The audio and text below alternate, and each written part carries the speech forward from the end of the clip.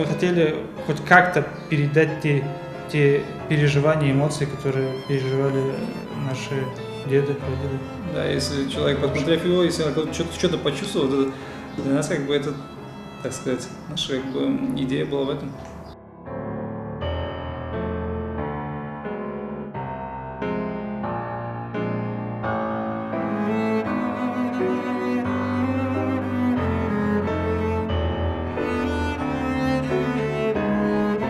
Получается такая тонкая грань, надо не больше воды и не меньше, чтобы слой был равномерный. Да, чтобы одной каплей она заполняла. Распространила то, что ты нарисовал. Оно может, допустим, остановиться там, где ты не хотел.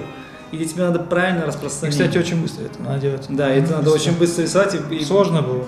Много перерисовывали, нервничали много. Ну, трудный был процесс. Мы практически на крови это делали все.